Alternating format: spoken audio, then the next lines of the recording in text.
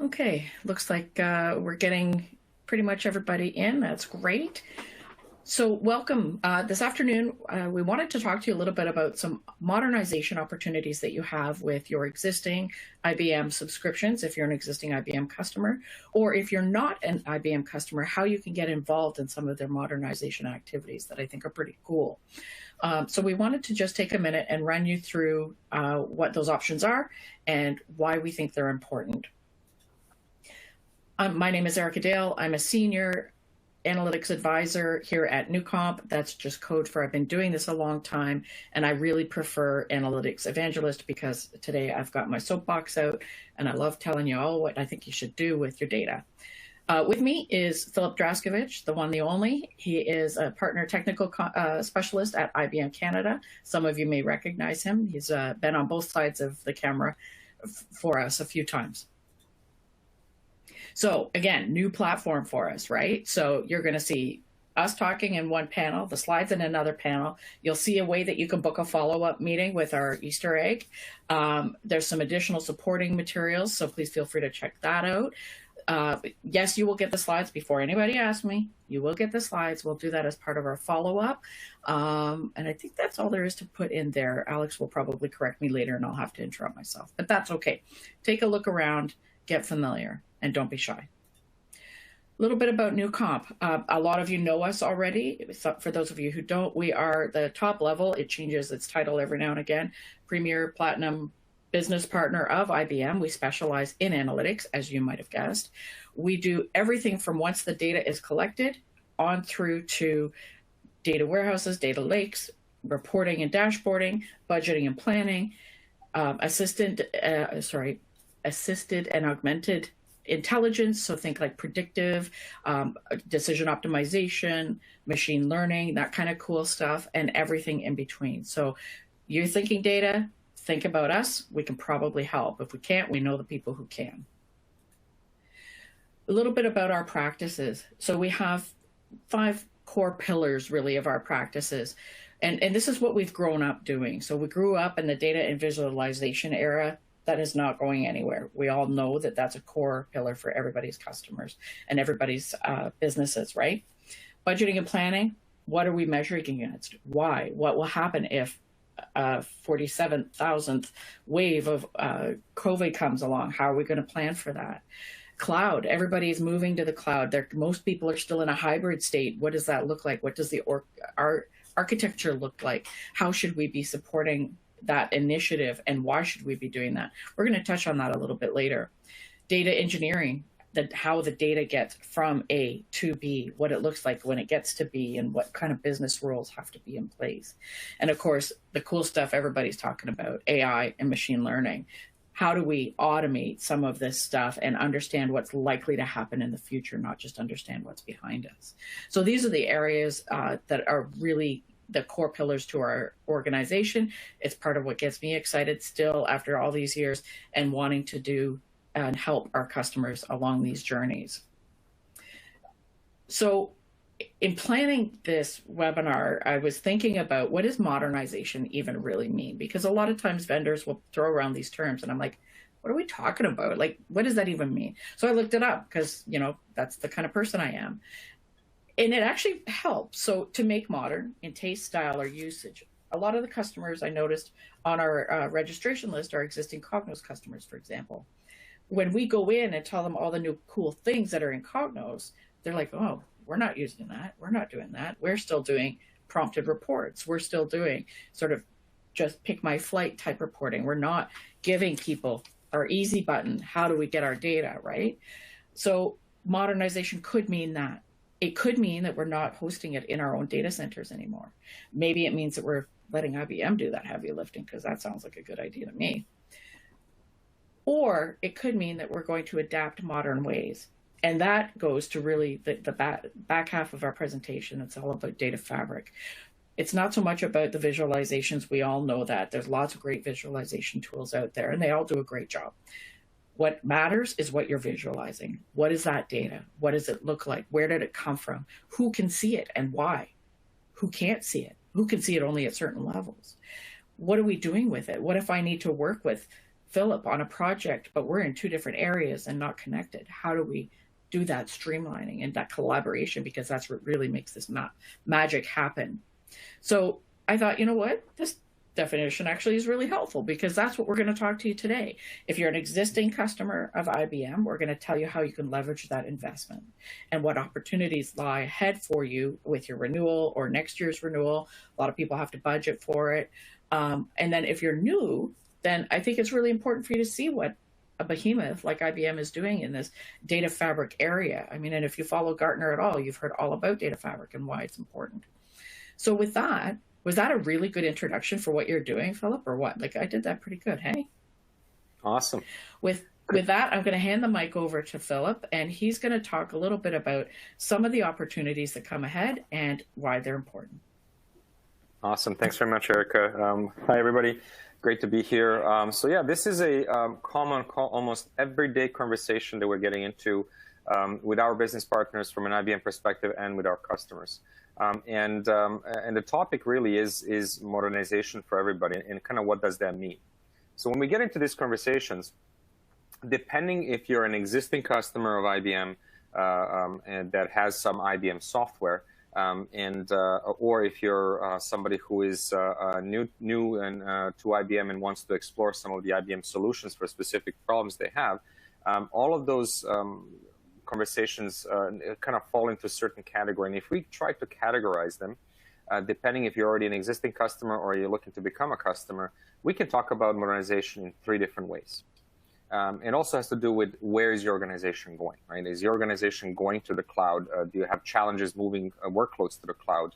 And also, when you acquire a new solution, do you actually want to retain a certain level of flexibility because you're not actually sure how you're going to deploy that solution? So that's why we have 3 different topics, or 3 different kind of categories that we can talk about when we talk about modernization. Today, we're going to explore all 3 in a little bit more detail, and happy to hear your thoughts or questions you have. Right. So the first category is existing customer that has some existing footprint from our, let's say, data and AI portfolio from an IBM perspective. Existing Cognos customer, planning analytics, DB2, data stage, SPSS, and so on. So one of the types of modernizations we want to talk about is what are the benefits of actually upgrading or trading up your existing licenses? What do you get from that, and how does that help you as an organization in your modernization? The second category is similar to the first one. It's just that this one also has a kind of almost a cutoff right away that says, you know what, whatever we consider, we need to go to the cloud. And I don't want to run my infrastructure anymore. I don't want to deal with upgrades anymore. I don't have to worry about operating system patches and things like that. So that's kind of a moving to SaaS, moving to as a service type of model. And it could be a different number of reasons why you want to do that, right? So that's kind of that second big category, and it has a special benefits actually attached to it as well, and timelines that how long do I have to move once I decide to move, and things like that, right? And then the third one is potentially reserved for net new customers when they're looking at how they acquire solutions. It has to do with when I purchase something. Can I retain certain level of flexibility so that I can still deploy the solution I bought on-prem if I have to for whatever reason, or can I deploy it on cloud of my choice, meaning cloud infrastructure of my choice, or do I have actually the ability to switch later on and just run SaaS? So those are all the types of questions that you should ask yourself when you acquire a new solution, because you don't want to box yourself in. It says, well, this is only SaaS and only on this cloud, and that's it. I cannot move. I have to stick with that decision for the next 5 years, right? So those are types of categories that we want to kind of go through and talk about, okay? So we'll go into each one of them and talk a little bit more about each one of those categories. So let's start with the first one, which is the existing customer, and I have an upgrade or trade up of existing license.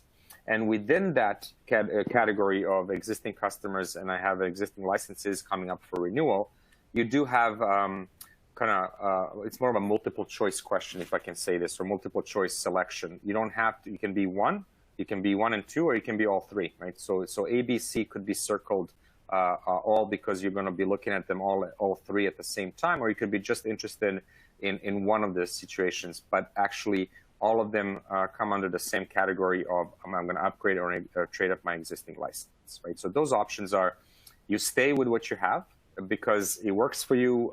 It will be very disruptive for your user base if you move the way you have it deployed right now.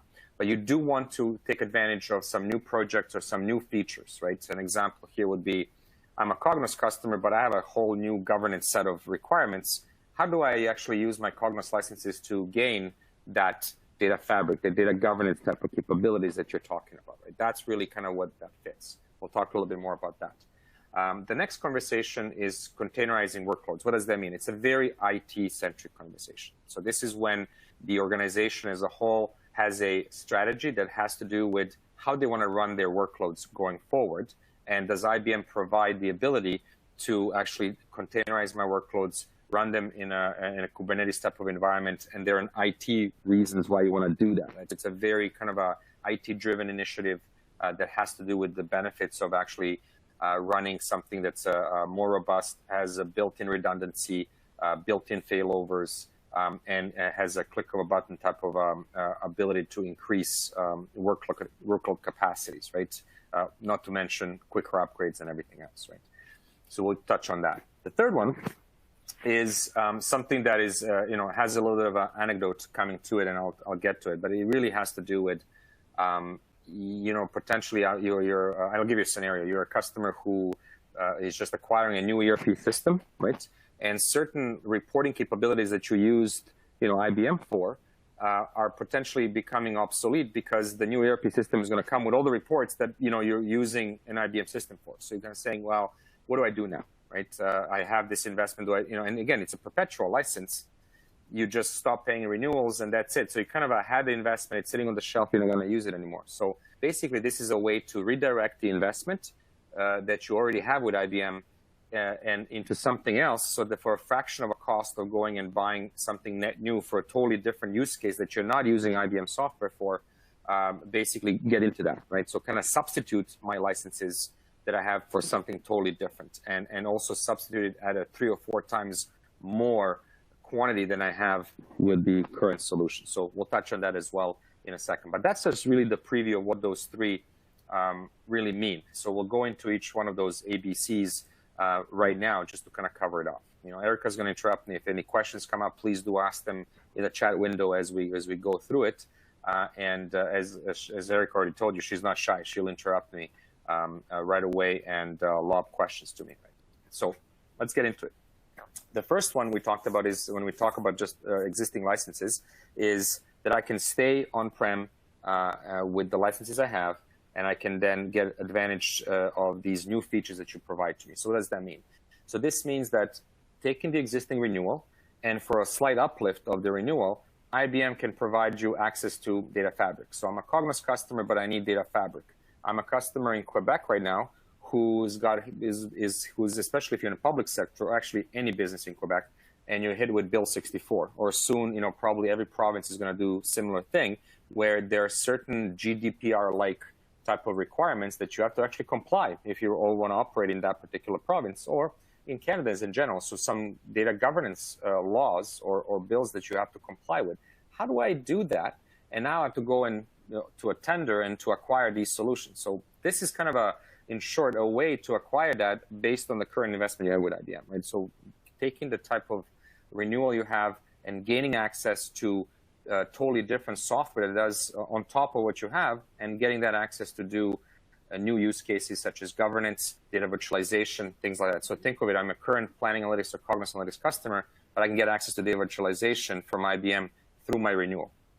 It's maybe if I'm oversimplifying a little bit, but that's really the gist of it, if it makes sense, right? So, and of course, it's not disruptive, which means you can leave the software that you're using as is, but you're going to gain this benefit that you can now take advantage of. And some of that benefit we'll talk about later on when we talk about what is data fabric and what do you mean by I can get that, right? So that's really, if you're a customer already and have an upcoming renewal with Newcomp, this is the types of conversations that we are happy to have to uncover these. And so think about it, like, I need something. Can the current renewal help me get there at a fraction of a cost than me going to tender, or me going to figure out, which solution is going to fit? And sometimes you're going to have to buy 2 or 3 different pieces of software from different vendors assemble them together to make that solution, while potentially you can already get them from a vendor you're already working with, right? So that's kind of really a bug I want to put in your ear and in your head to think about as we kind of discuss these types of modernizations going forward. That was number A. Number B, or option B, is really the .IT conversation, where there are benefits of moving the workloads that we have to be able to be ready for any cloud. And by doing that means that I want to be able to run this anywhere I want. And to do that, you really have to potentially change the way you manage your applications. And that's a more of an enterprise level IT type of a conversation. You know, are we going fully SaaS? Can we do that?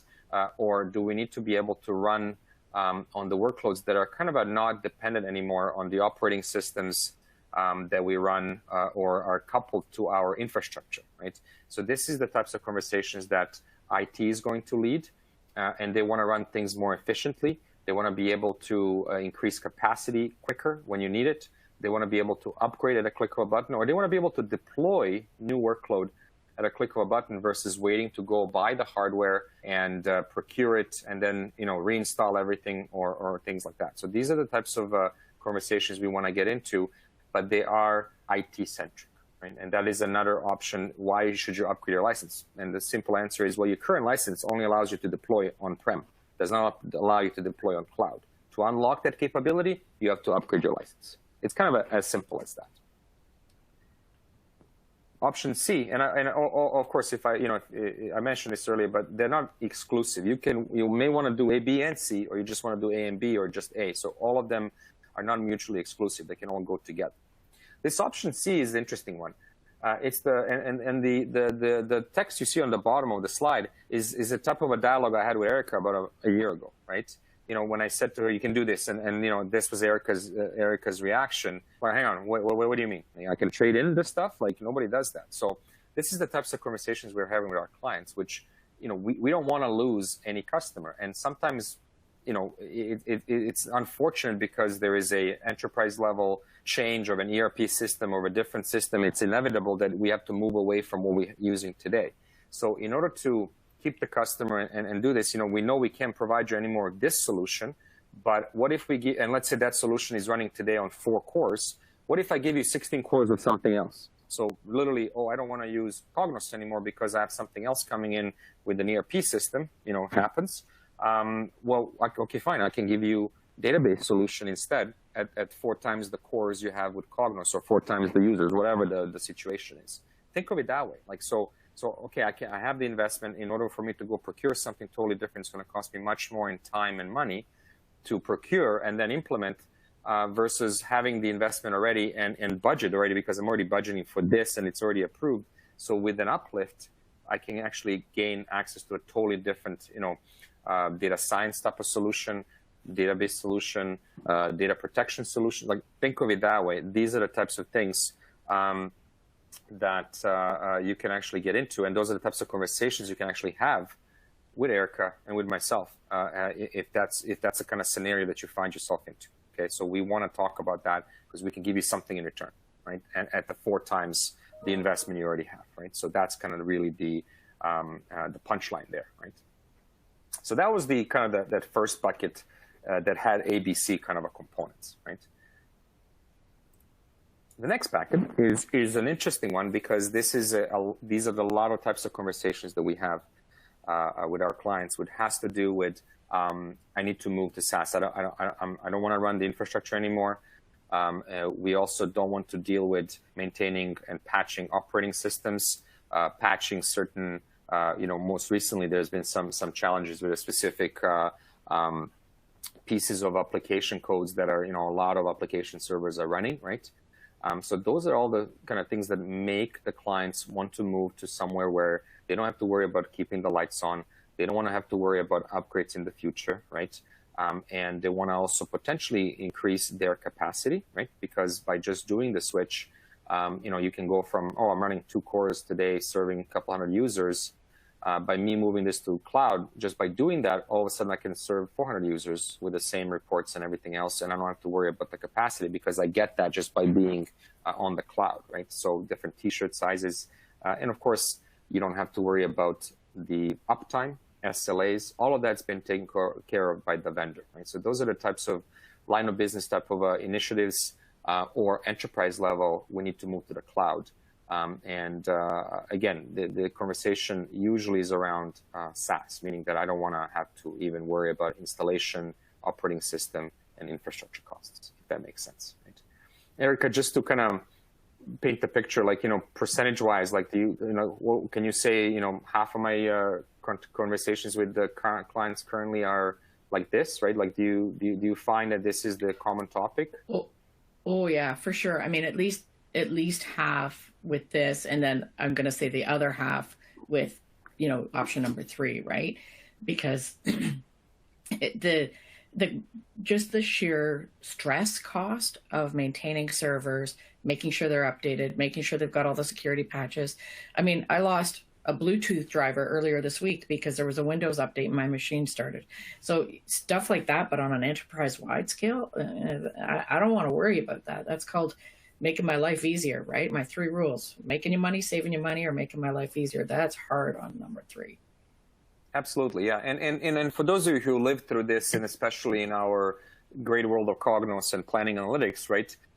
Depending on how you deployed and how many reports you have and everything else, sometimes the upgrades are a little dreadful, right? Like, just because and not because the upgrade itself is difficult, it's the regression testing and sensitivity of those reports that are going to a huge amount of users. It takes time, right, to do that. So imagine some of those worries being taken away by actually moving to SaaS, and then and you'll be surprised that it's not that costly when you take into consideration the price of the hardware, the maintenance of that hardware, patching, and the effort it takes to from effort hours to kind of keep the lights on, and then couple that with the actual upgrade that times and when you have to do it, and things like that, right? So all of that, add to that new features you will gain because you can get to the new features quicker of the existing software you own. I like to say that IT gets their nights and weekends back. Correct. I think right? I saw the flashbacks of the IT, team, praying in front of the server before they go on vacation, right? Like, I think that's kind of a make sure you're on. I don't get that page or beep over the weekend. So some of that, there's cost to that, right? And so when we talk to the clients about the cost of going to the cloud, actually I should say cost of going to software as a service model from your existing cost of how much you pay for renewals, and you still have to run your own stuff. It becomes negligible, the how much the renewal costs, and when you see the cost of how much it costs to actually run it as SaaS service, and if we're talking, $20,000-$30,000 a year, the cost actually is not high compared to how much it costs you actually to keep the lights on and keep the upgrade. So these are the types of conversations that are very popular and very frequent these days, right? So again, and not all of the check marks may be hit for you, right? But time to value it becomes much more important now, and Erica touched on that. Like, how quickly can I respond to new requests, to new circumstances? Whether they're COVID or something else. These days everything seems to be related to COVID. But you can think about it. That the time to value and how quickly can I move on something becomes an important factor for a lot of clients, right? And of course, scalability and being able to extend the same report to a totally new group of people. Those are the types of business benefits that really come to light. Okay. All right. So the third one is the kind of talks about how, as a maybe net new customer, or even as an existing customer that wants to buy more of something else, right? It really comes down to talking about when you purchase a solution, are you committing right away at the time of the purchase how you're going to run that solution? Are you already committed that I'm going to be putting it on my own servers in my own data center? And that's how you're going to run it for the next 3, 5, 10 years. And recognizing that 5 years in an IT horizon is a very long time, because a lot of things change even within a year, right? So when you start thinking about that, there is a certain level of flexibility that has to be gained from the vendors, where making a decision on what the business wants and the application the business wants does not have to be restrictive to the company and the organization or your partners who are going to deliver this of how that solution needs to be deployed. Whether you want it on-prem, whether you want it on somebody else's cloud's infrastructure, or as you want it maybe as a SaaS model, these are the types of conversations that should not kind of preclude or delay your decisions, right? So that's why when you acquire solutions going forward from IBM, a lot of times if it's a net new purchase or even a top-up, we want to make sure that you acquire what we call a modern license, modern solution. And what does that mean to us? Well, to us, that means that we give you options to deploy it anywhere you want, right, in a traditional sense, right? Or it's actually can be deployed in any cloud environment, which means I don't even care if you're going to run it on Azure, if you're going to run it on AWS, if you're going to run it on IBM Cloud or GCP, the software can run in any of those, right? So that's the idea. And not only that, the software, the way you buy it, can later on become SaaS software if you want to. So it's very easy to run decoupled and just say, well, just, you know what, if I want to run SaaS, can I run it as a SaaS on any cloud of my choice? And the answer is going to be yes, right? The only difference, of course, is that when you go from owning the software, being able to run it anywhere you want to being SaaS, there is a cost of that, you know, as a SaaS service that just has to be kind of bridged, right? Other than that, you have the freedom to do it anywhere, and you're not locked in.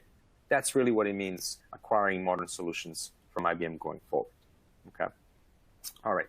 So those are the kind of options that we talk about, and everything that we talked about so far. You know, what do I gain just by doing this, and you know how flexible it is, and what can I do?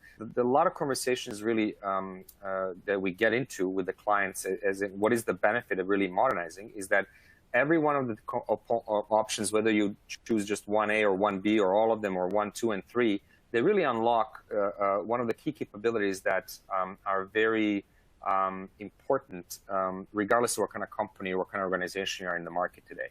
It doesn't matter which country you're in, right? So this is kind of and of course, certain things are brought more to light or becoming more urgent or more primary for a lot of companies because they actually may come as a legislature or as a kind of a must for any organization operating in a certain locale, let's call it like that. And right now, the ones that are kind of feeling that like almost immediate effect is Bill 64 in Quebec. So if you're a customer in Quebec, you're going to have to think about it. If you haven't heard of it, it's going to be important for you very shortly. And right away, there's a lot of tenders, a lot of requests for information because of how to comply with those governance rules, which really have to do around how you as a company is handling public data, or data that's deemed PII, meaning that it's sensitive, right? That in how you're protecting it, how you're managing it, who has access to it. And are you honoring general populations, you know, whoever is opted into your emails that you're receiving? Can you actually, you know, do you have trace of how that was obtained? Do you have trace of how when they request that you can actually show them, you know, what you have of their data and what are you retaining, right? And when they request you to delete it, can you prove that you deleted it? Like those are the types of things that pretty much every company in Quebec is going to have to think about right now. There's a little bit of a Canada-wide rule as well, but slowly it's becoming type of a GDPR thing that's getting in, that's, you know, affected by anybody doing business in Europe, but and the equivalent of that in California, for example. But it's coming to pretty much every province. It's coming slowly to every country, including Canada, right? So the types of things that we talk about and the capabilities that we want to talk about, they get unlocked just to kind of get your mind going, is that the modernization on any kind of level that we talk about does unlock the capability that has some of these features that deal with governance and deal with compliance. And that capability is what we call data fabric capability. And so, you know, should you worry about it? Should you talk more about it? Maybe you already are. So, you know, if we were all in a room together, I think at this point I would kind of poll the audience and say, do you have this problem, right? And you know, and I'm sure you will check off more than one of these kind of call it pain points that a lot of organizations have around data. And number one being, do you have a consistent view across your organization? You know, is there one way for you to one spot where you can go in and get access and view all your data assets, regardless where they are? Don't care if they're in cloud. Don't care if they're on-prem. Don't care if you're sharing it or you got it from a third party, right? So do you have a consistent view, or are you dealing with trying to contain that, or do you have copies of the data and you don't know where things are? You don't even know if you can trust the data you have, right? That's the first question, right? And I'm assuming all of you will raise your hand at this point, right? Then the second part is where it's going to be a partial answer from a lot of you is, are your business user able to kind of self-serve, or they have to call somebody? And somebody gets that request and puts it on a pile of other requests they have to for data provisioning, right? That they have to give access to people, which is usually a copy of the data, which creates data silos, right? And, do you all use the same wording or vocabulary when you request data? And do you all kind of use the same business glossary to call the same thing across the enterprise organization, right? Which really leads us into a lot of governance conversations and the compliance thing, right? So, do you know where your data is? If there's a breach, do you know who's affected and who you need to notify, right? Things like that. Like those are the types of questions. And of course, then do you have a protection of the data in place? And can you prove it? Like that's the thing. Like everybody can say, yeah, we have it protected, but can you actually prove it, right? Can it stand up to an audit, right? Those are the types of questions that really get into protect and monitor, right? Because in some cases, the data has to be protected at rest, encrypted.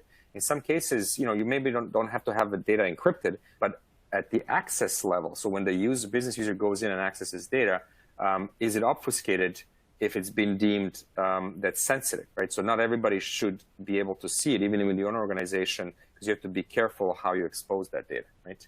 And of course, then really get into the Bill 64 and similar, right? Do you have ways to comply with regulations and privacy laws, right? So that's kind of that's the reality what we have, and this is kind of why, from an IBM perspective, we have a way to allow companies to get into that and start that, because this is not an overnight buy one tool and I'm going to get it. This is a process. You have to have organizational structure in place, and of course, then you get into having tools, right? So Philip, I think that's what it is. Go ahead. This is a great place for us to say, to kind of tie it back to the first half, and that's where the renewals come in. So maybe we should spend a minute to just sort of describe what that process looks like. And I know I'm totally throwing you off script here, but no, that's you had to expect that, perfectly right? fine. No, oh yeah. I mean, so the idea is that through the modernization, right? The existing renewal allows the customers to, through various different what we call value props. So we're not going to talk to you about a renewal just to say, hey, we just want to charge you more, right?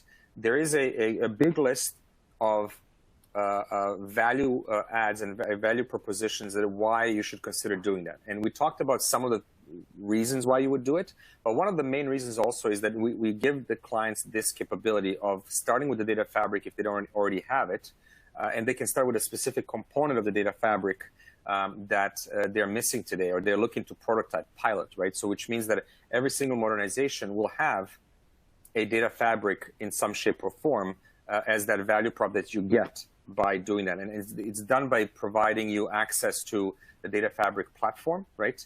And depending on the size of your renewal, you get a certain size of that data fabric capability, right? And then we pick off what needs to be done. I mean, the partners like Newcomb would work through you to figure out, okay, what do you need to do? Like, what are the baby steps you need to take? Or maybe there's a specific need. I need data virtualization today for these reasons. But guess what? We can unlock that with your Cognos renewal, for example. Like, those are the types of conversations we get into. That's kind of what we mean. So, I'd like the subreddit, explain it like I'm 5, right? So really what we're doing is we're getting a gift card for the data fabric platform that we can then go and apply depending on what the priorities of our organization are, right? You don't have to commit to what you need. You just need, you have a laundry list of things you need. I'm not sure which one. And can I get a gift card to kind of start working on it so I can figure out where to use the gift card, right?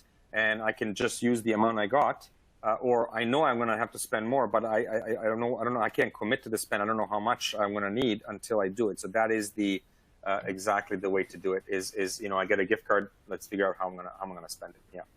Perfect. And I know I have a need. I think it was important that we tie that back. Yeah. Perfect. No, that makes sense. Yeah. Thanks, Phil. Are there any questions in the chat? I just want to make sure I don't go too far before, and over any questions that we get. Not yet. They seem shy today. I don't know. So, I mean, maybe somebody can just tell me it's working. I can't even prompt it. I want to tap it and go, is this thing on? No, sounds good. Well, again, we'll go through it. Maybe we'll get some questions at the end. But really kind of why we're talking about data fabric in general and why do we want to talk about that. Can I get the gift card because I do have this problem, but I'm not sure where to start solving it. What we want to get to is from thinking tactical and always dealing with, I know I have this problem and I need to sort my data, I need central access and everything else, but that's fine. I'm just going to plug this cable in here and then reroute it and I'm going to make it work. You need to kind of almost start from a little bit of a scratch, right? And establish that basically base upon which you'll build the future, right? You need data-centric approach and you need to be able to get a handle of all of your data so you know where it is, right? So that's kind of really where a lot of organizations have to start thinking, even though they were maybe thinking about it 3 years ago, they could never start. It's just a snowball that's going to get bigger and bigger, right? Everybody's like one breach away from realizing how some of these things should have been done before, right? And we're not talking about just data security and I didn't secure my network. And it really has to do with the ones that get breached or lost is that one copy of a database that somebody copied and forgot about it in a cold storage, and that's what got breached, right? So those are the things where we're talking about, even if I'm just oversimplifying the example, where you need to know where your data is, right? So how do we do that, and how do we modernize and how do we actually solve or start solving some of these challenges that we have, right? We're not talking about a specific tool here. Like we're not saying here's the magic wand and this tool is going to actually solve everything for you, right? What we're talking about here is a specific collection of different services that are deployed kind of out of the box, pre-integrated, working together, and each of them does a specific thing, right? And they can be deployed anywhere, but they all work together. And they can all be used together. So that is what we call data fabric. That's what we call more of an architectural pattern, right? So set of services deployed in such a way that can be deployed anywhere, right?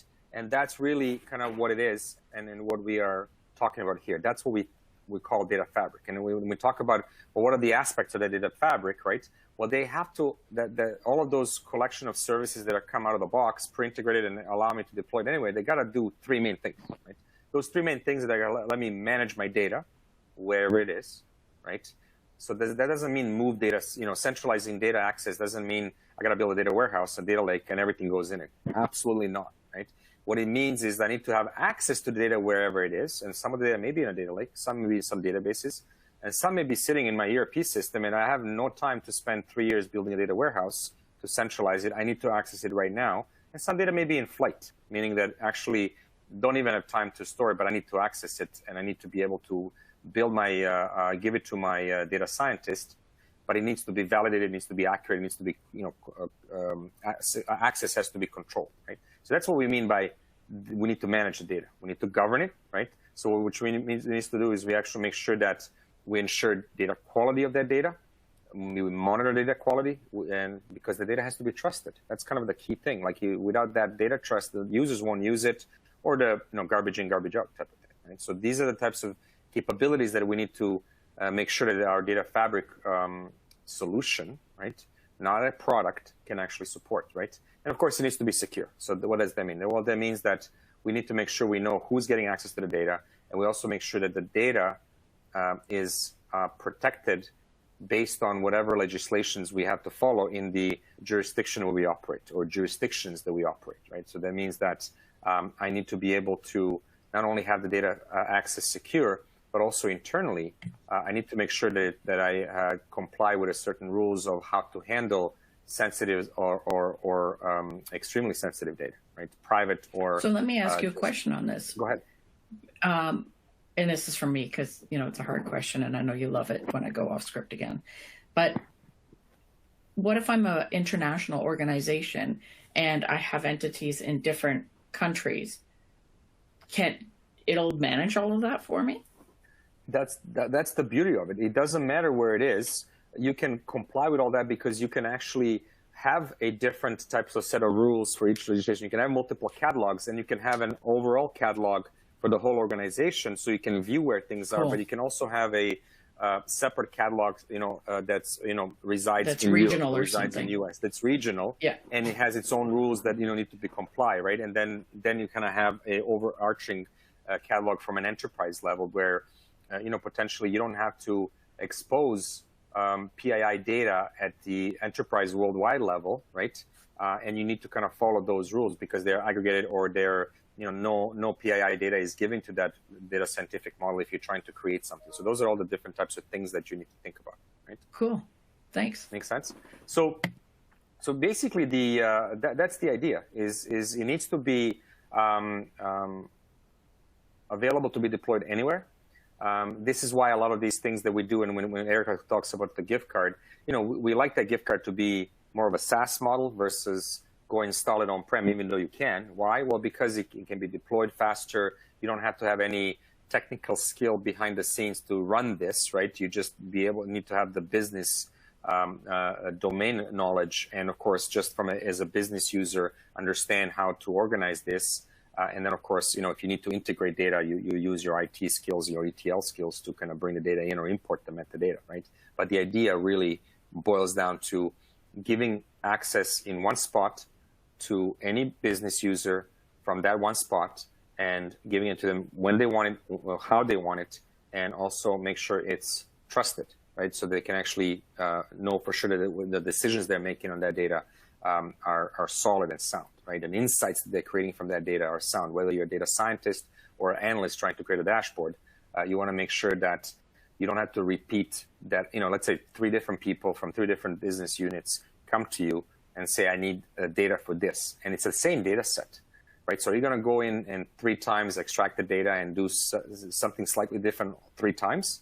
No, you're going to actually create one extract and then basically allow all of them to shape the data, but they all got it from the same spot. So you're not going to create 3 copies. You're all going to give them access to that data from this, and you're going to force, of course, for them to get to this portal to get the actual data set. And then you decide if you want to allow them to extract it or not, or they have to work from it through APIs and everything else. You know exactly who touched the data, or you know exactly how the data was exposed. And you can also maintain data lineage. So you know exactly what was touched to the data before it was given to that user, or it reached that report or reached that predictive model, right? So those are all the types of things that you want to make sure you can do. And that's what Data Fabric actually enables you to do, okay? So as you start thinking about it, what are the components that I need, right? And again, we don't care where the data is. We don't care where you're going to run this because we are providing a solution that you can run anywhere, right? But when you're deploying these, these are the aspects that you have to ask yourself, is it self-service enabled? Can I basically find it? Can I collaborate with other users? Can I rate the data sources so other people know that this is good for this kind of analysis in my organization so that we can reuse these data assets? Is it easy for me? Go ahead. No, I was just going to say, we do have a good question that is sort of related in a way, because Iman rightly kind of calls out, how can you compel organizations to design data fabric? Is it really a product or an implementation and a concept? And I think the answer is yes, right? It's all of the above, all 3. Right? Yeah. So like anything else that has to do with, data fabric fits into kind of what we would call a data governance type of project implementation, right? And really, you kind of touched on 3 things. So it's a third of a solution, right? So 1/3 of the whole approach is the product, right? So you need technology to do this.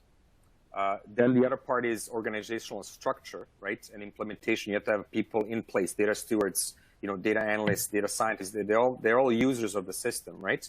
And then well, and the process around it too. And the process around it, how to do it, right? And you need to have certain checks and balances and implement that and enforce it at the organization. So the tool or the hardware or software is only 1/3 of the solution. So, and not only that, the issue with that is, and this is why kind of from an IBM perspective, we're the leaders in that, is because it's you can go and buy a tool for data quality, tool for business glossary, tool for data self-service, tool for data visualization, but you're dealing with 4 or 5 different vendors that will basically, you have to integrate yourself and spend time trying to make them all talk to each other. The reason why we talk from an IBM perspective and the tool from an IBM perspective portfolio is actually a platform that gives you all that capability out of the box pre-integrated. So you don't have to go and buy it from 5 different vendors because you need to be able to have self-service. You need to be able to do automatic data classification and data discovery first, and then data classification. And what does the data classification mean? Well, I need to classify the data, the class of the data. Is it a credit card? Is it an email address? Is it a personal phone number? You know, is it a social insurance number? And automatically, as soon as that is triggered, certain data protection rules will automatically kick in, right? Or automatically, I'm going to attach these database tables and files and classify them as PII, right, or containing PII, right? So all of that has to happen kind of automatically, right? And then does it integrate well with the rest of the stuff I have, right?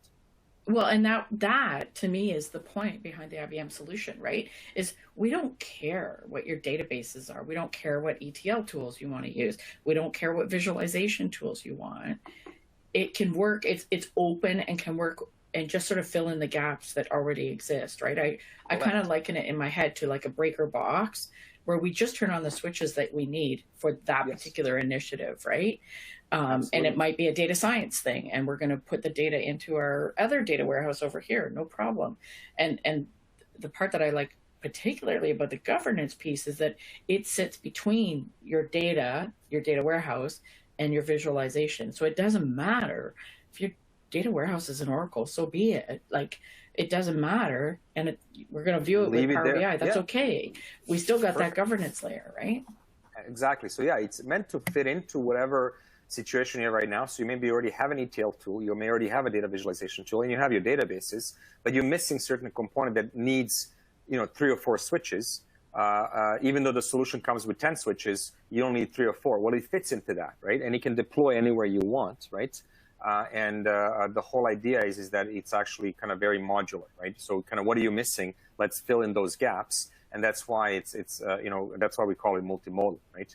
And of course, allows you to do certain things to kind of really maintain what we call that data lifecycle, meaning that you can actually track and trace your data everywhere from source to kind of what's done to it through your data, even through data scientific models, and then also fits a certain gap, expands into AI from not being smart and using AI functions to kind of do that augmentation of the data knowledge.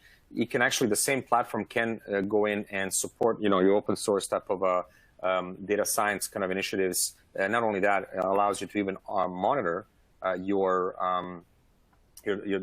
models that you deployed, how you deploy them, and you can actually make sure that they're not biased and things like that, which kind of ties back into that certain compliance and regulations that you need to have as well. Exactly. And what I really like about that part from a data science point of view, because right now, I have to admit, I'm a little bit hot and bothered about governance, but from a data science point of view, a lot of times organizations end up feeling like it's a black box. We don't really know, because this really smart kid out of this department brought their laptop and this is where it is. But this way we can have teams of people looking at the data flow, making sure that the data is the correct. Is that correct for student, for example? Is that correct for product? Whatever that is, and kind of doing those litmus tests along the way, as well as collaborating on the model deployment itself. So giving that platform is really critical to the transparency and almost institutionalization of a lot of that. Like, what happens when Smart Kid wins the lottery, right? Well, and and did the Smart Kid use this open source library that's actually approved, right? And it doesn't use something that's going to basically open us to a lawsuit because the model that he created is actually biased against certain socio-demographic profile, right? Like that's exactly. Actually an important thing from a governance perspective. It goes beyond data. It goes around managing everything end to end and being able to give you insight into that and allowing you to actually fix it, right? Like and call it out and debias your models and things like that. It goes beyond just finding the data and accessing it. It goes into what did you do with the data, giving you the ability to prep the data, and then at the methodology, everything, right? So it kind of goes into expands depending where the need is from the organizational perspective. Yeah, cool. Yeah. So just a quick time check on that. We're at 10. So like 10 I don't know. I didn't mean to cut you off. That was.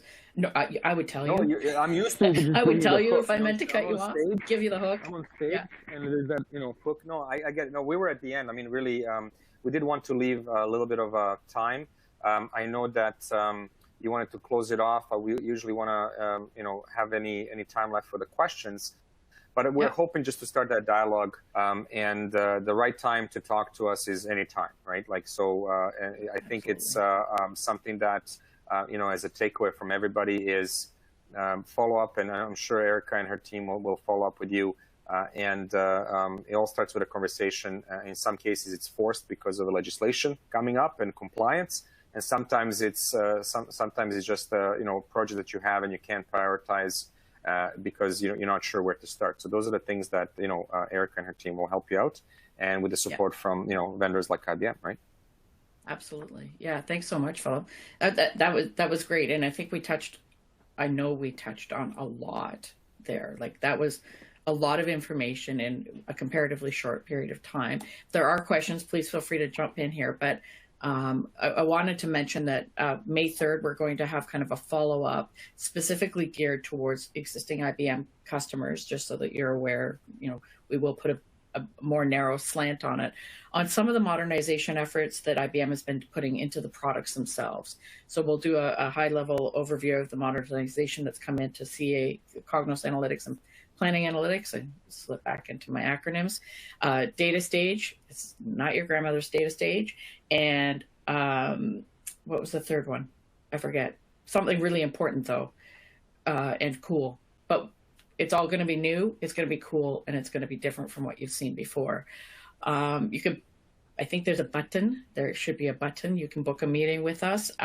If it's not me that you want to meet with, but one of my other colleagues, please feel free to let me know, and I'll put you in touch. Did I miss anything, Philip? I don't think so. I think I did my job there. Well, that's it. I think, looking forward to, helping out on any kind of follow-up questions or kind of sessions that kind of come out of this. I'm happy to support, the May, the next session that kind of builds on top of this one. But really, it's right now to follow up with any of the clients they want to talk, and then have questions from here. So I think, want to thank everybody for their time. And thanks for Newcom to having me present for you today. Well, thanks so much for coming. And think about, folks on the line, please think about your renewal time. That's a great time to do a license review, make sure that we've got everything that we need to make you successful, and just touch base and find out what's interesting with you and what's interesting with us. So with that, I will wish you a very good day. Thank you so much for your time and attention during this action-packed webinar. We appreciate it, and we will be in touch soon. Have a great day. Take care. Thanks, everybody.